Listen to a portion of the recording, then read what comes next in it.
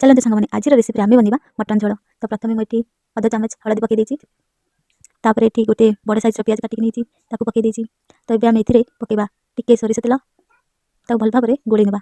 तो चलते ये भल भाव में गोली ना ये भल कि गोली नहीं। तो ये आम मसला तैयारी करवा। तो ये मो बड़ साइज 3टी प्याज नहीं आम छोट छोट कर काटिदेवा। तो चलते ये काटा मुझे सब प्याज को छोट छोट कर काटि ये आम 3टी आलू को छोट छोट कर काटिदेवा। तो ये आलू सब काटि नहीं। तो चलते ये मसला तैयारी करवा। 2टा रसुण को नहीं ये गोटे खंड अदा नहीं गोटे प्याज को काटिक नहीं आम टे बास्ना 2 खंड डालचिन के ये पकईदेवा। तो ये आम मसला रेडी होगा। चलते ग्राइंडर की आनी बाहरी। तो ये चलते मटन तैयारी करवा। ये कड़े गरम कर तेल देकी आलू को सब भल भाव में भाजी ना। तो चलते ये आलू को भाजी ना। ये आलू को भल भाव में भाजी नहीं से टिके गोल्डन है पर्यटन भाजवा। तो ये मोर आलू सब हो जाए मुझे बाहर कर नौची। देखो ये आलू सब भाजी नहीं मसला तैयारी करवा। ये मुझे 2टी तेजपत्र नहीं डालचिनी 2 खंड और गुजराती गोटे नहीं से टिके होगले आम प्याज को देवा।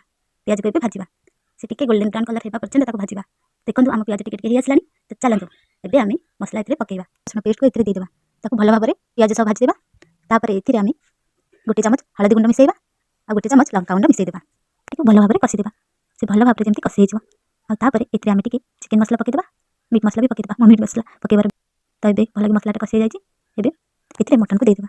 तापर स्वाद अनुसार किसी लुण देदेवा। ये भल भाव में कषिदेवा। ये आम 10 मिनट घोड़े रखिदेवा। तो ये चलते घोड़े 10 मिनट रखिदेवा। तो ये आम 10 मिनट हो गलानी। तो चलते देखा ये आम मांस टिके कषि हो गलानी। तो ये देखो भल भाव में कषि जाए। तो आउ 10 मिनट घोड़े रखिदेवा। रेडी होगा। देखो बहुत भल भाव में सिझी जाए। आलू भी बहुत भल सिझी जाए। तो ये आम ये गरम कर रखिदेवा पानी की देवा। गरम पानी देवे शीघ्र सिझीज भल लगे भी। तो ये आम रेडी होगा। ये फुटा छाड़ीदेवा। एपटे देखो मो पु कांदी बोली गुड्डी तक धरची।